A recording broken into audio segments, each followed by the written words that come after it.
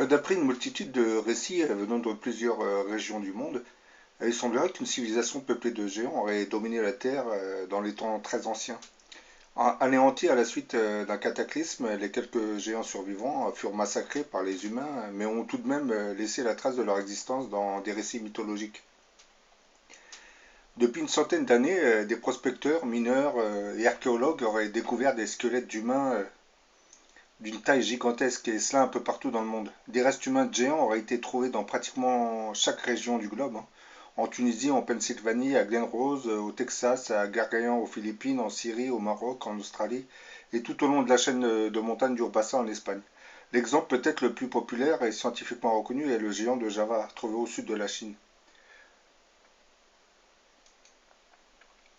La découverte de ces squelettes géants nous révélerait une autre face de l'histoire de l'humanité. Une version archéologique inédite de nos ancêtres qui devenait assez dérangeante pour la science et les fans de la théorie de l'évolution des espèces.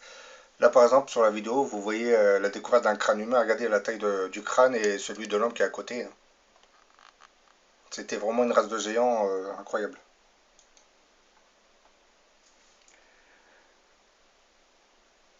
Bah, le médium américain Edgar Cayce disait déjà, avant la première destruction de l'Atlantide, la taille variait beaucoup car en ce temps-là, il y avait des géants sur la Terre, des hommes d'au moins 3 ou 4 mètres et bien proportionnés. Dans son livre C'était ainsi, édition J'ai lu, Lobson Ramba disait dans le passé, longtemps avant que l'histoire n'ait été relatée, des géants marchaient sur la Terre. Ils étaient les jardiniers de la Terre, ceux qui viennent ici pour superviser le développement de la vie sur cette planète. La race des géants n'était pas faite pour la vie terrestre, et c'est pourquoi, grâce à des moyens magiques, la taille de ces êtres diminua jusqu'à rejoindre celle des humains, et ainsi ils furent en mesure de se mêler à eux sans être reconnus comme étant les jardiniers.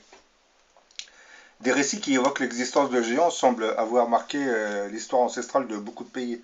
Par exemple, les anciens Thaïlandais prétendaient que les hommes des premiers temps étaient d'une taille colossale. Les chroniqueurs espagnols de la conquête de l'Amérique apporteront d'étranges légendes au sujet de la présence de géants. L'une d'entre elles disait de la mer arrivèrent sur des bateaux de balsa et de paille, aussi grands que des vaisseaux, des hommes si immenses qu'un homme ordinaire de bonne stature atteignit la hauteur de leurs genoux.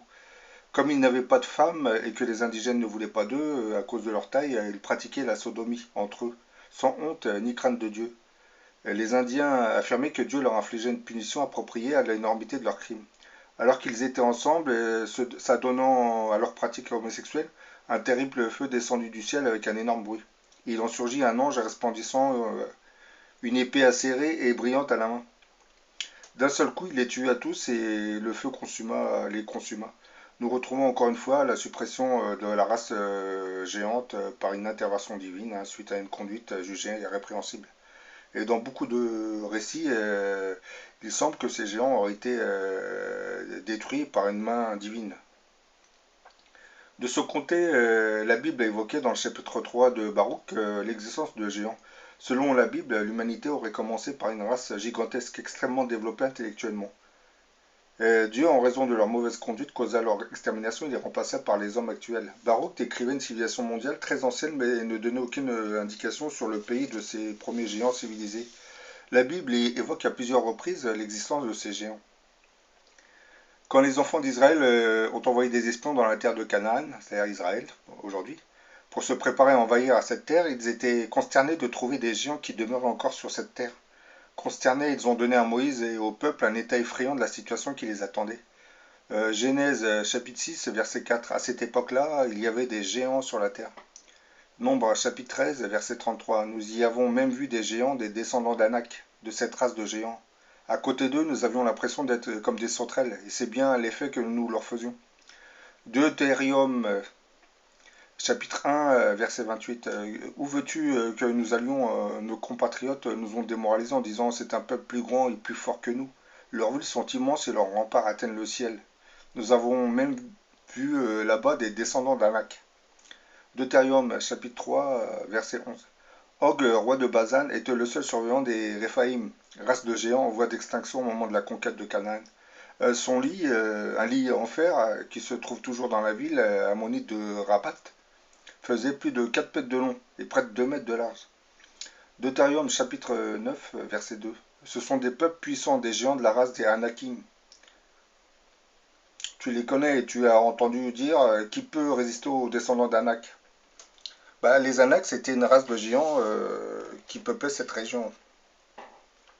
Bah, aux États-Unis, on a une autre légende qui nous a été transmise par une tribu indienne, les Paiutes.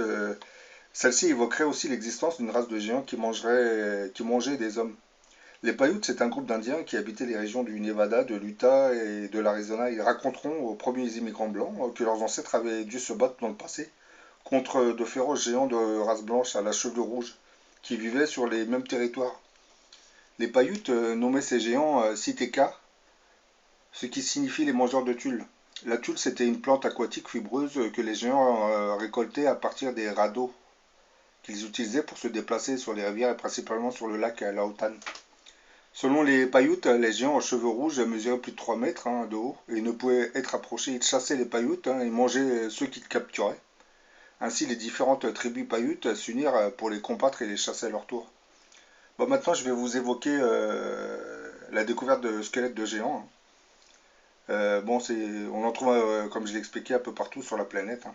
Un squelette humain de 4,57 m avait été trouvé dans la vallée de l'Euphrate au sud-est de la Turquie dans les années 50. Pendant la construction d'une route, beaucoup de tombeaux contenant des géants avaient été découverts là-bas. Bon, ça fait un peu référence au récit biblique, la race des géants venant de la race des Anak, que les Hébreux avaient peur de combattre. Un squelette humain de 5,94 m avait été trouvé en 1577 après Jésus-Christ sous un chêne déraciné dans le canton de Luzerne. Un squelette de 7 mètres avait été trouvé en 1456 près d'un fleuve vers Valence en France. Un squelette de 7,90 m avait été trouvé en 1613 près du château de Chaumur en France. Un squelette humain de 3,50 m avait été trouvé dans une mine de houille en Italie. À Garcayan, dans la province nord des Philippines, on a trouvé le squelette d'un géant qui ne mesurait pas moins de 5,18 m. Dans la province d'Agadir, au Maroc, on aurait mis au jour un atelier d'outils préhistoriques vieux également de 3000 siècles. Parmi d'autres objets, il y avait des bifaces qu'on employait à la main. Or, ces bifaces mesuraient, du moins pesaient 8 kg. Et leur compréhension exigeait un écartement de doigts qui n'était possible qu'à partir d'un géant d'au moins 4 mètres. Une équipe d'archéologues de l'université d'Adélaïde en Australie aurait découvert sur le site archéologique d'Uluru, près d'Ayeyar Rock, dans le parc national d'Uluru-Kata-Tjuta, le squelette d'un géant mesurant 5,30 m de haut. Ce géant fossilisé avait été découvert près des anciennes ruines de l'unique civilisation mégalithique jamais retrouvée en Australie.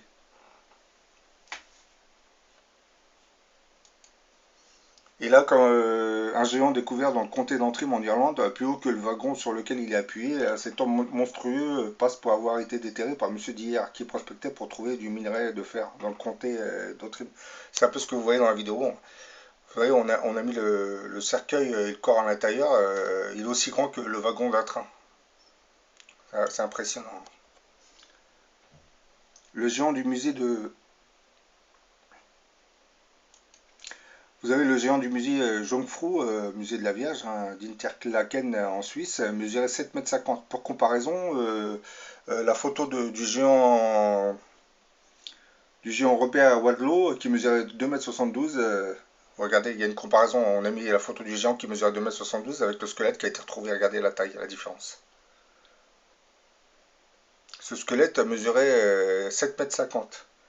Et M. Robert Wadlow faisait 2,72 m. Déjà, c'était gigantesque. Et quand vous voyez la taille du squelette, c'est encore plus impressionnant.